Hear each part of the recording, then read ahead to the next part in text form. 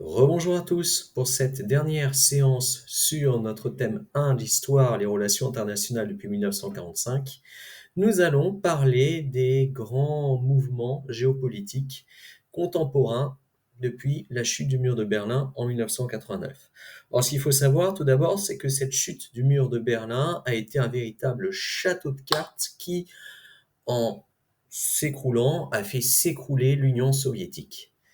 Nous sommes en novembre 1989 et la guerre froide dure depuis bientôt 42 ans. Cette guerre froide a épuisé l'Union soviétique technologiquement et économiquement. Le rouble, la monnaie soviétique, a totalement perdu de sa valeur et l'Union soviétique ne suit plus la course aux armements face aux États-Unis. Et en 1989, eh bien, l'Union soviétique est dirigée par Mikhail Gorbatchev, au pouvoir définitivement en Union soviétique depuis 1985, un secrétaire général du Parti communiste soviétique qui souhaite ouvrir l'Union soviétique vers plus de démocratie. C'est une politique qu'il a appelée la perestroïka. Et en 1989, eh bien, le mur de Berlin s'écroule. Ce mur avait été construit en 1961 pour séparer Berlin-Est sous domination est-allemande, donc soviétique, de Berlin-Ouest sous évidemment domination de l'Allemagne de l'Ouest et aligné sur le bloc de l'Ouest pro-américain. Et ce mur qui existait depuis 28 ans et qui était gardé par garde du mur de Berlin s'est écroulé en une soirée. Les gardes n'ont pas réagi tout simplement parce que l'Allemagne de l'Est n'avait plus spécifiquement les moyens de le faire et le mot d'ordre était de laisser faire. À partir de là, l'Allemagne s'est réunifiée un an plus tard. L'Allemagne de l'Ouest a absorbé l'Allemagne de l'Est et progressivement, toutes les démocraties populaires d'Europe de l'Est qui étaient placées sous la dépendance soviétique, la Pologne, la Hongrie, la République tchèque, la Roumanie, se sont soulevées contre le grand frère soviétique, mouvements qui ont fini par atteindre l'Union soviétique elle-même, et un par un, les États qui composaient l'Union soviétique se sont détachés de l'Union soviétique pour, au final, ce que la Russie elle-même, sous la direction de Boris Eltsine, rompe avec l'Union soviétique. Gorbatchev est obligé de démissionner en décembre 1991 et l'Union soviétique n'existe plus.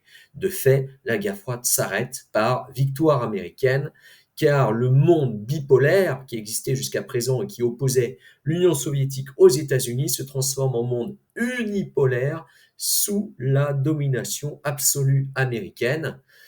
Alors pendant une dizaine d'années, les États-Unis ont été les gendarmes du monde, ce qu'on a appelé la Pax Americana, ou paix américaine. Notons notamment l'invasion de l'Irak et la guerre du Golfe, la première guerre du Golfe au début des années 90, jusqu'au coup de tonnerre du 11 septembre 2001, l'attaque terroriste sur les tours jumelles du World Trade Center, sur le Pentagone, et l'attaque avortée avec l'avion qui s'est écrasé en Pennsylvanie, où apparaît la notion de lutte contre le terrorisme, guerre contre le terrorisme, qui a mené notamment à l'invasion de l'Afghanistan en 2002, puis à la deuxième guerre du Golfe en 2003. Depuis, on parle de monde multipolaire car les États-Unis ont à faire face à de nouveaux adversaires, parmi eux, évidemment, l'arrivée de la Chine. La Chine qui a commencé à s'ouvrir au monde à l'époque de Deng Xiaoping, un successeur de Mao Tse-tung, qui lança la Chine dans la mondialisation, ce que les Chinois appellent jusqu'à aujourd'hui le communisme de marché, un mélange un peu contre nature entre d'un côté la doctrine communiste et de l'autre les grands principes de la mondialisation libérale. Et évidemment, la Chine entre à l'OMC au début des années 2000, donc l'Organisation mondiale du commerce, et depuis la Chine est devenue un des principaux acteurs de la mondialisation, passant d'ateliers du monde, sous-usines où se font la part des produits qui circulent dans le cadre de la mondialisation, jusqu'à devenir un des principaux leaders des marchés, notamment en matière électronique avec les téléphones, on pense aux marques chinoises notamment, Huawei, Xiaomi, d'autres. et aussi en voitures électriques et autres produits de haute technologie. À tel point aujourd'hui d'ailleurs que la Chine est, vous le savez, désignée comme principal adversaire par les États-Unis. On l'a vu dernièrement avec les sanctions qu'a adoptées Donald Trump. Certes adopté des sanctions un peu contre tout le monde, hein, une hausse des tarifs douaniers, mais commerciaux, et c'était le cas notamment et surtout de la Chine. Donc aujourd'hui, nous sommes dans cette situation où il y a une guerre économique menée entre les États-Unis et la Chine, mais qui déborde à d'autres pays du monde, et également d'autres conflits ouverts qui secouent le monde, notamment en 2022, la Russie qui attaque l'Ukraine après avoir annexé une première fois la Crimée en 2014.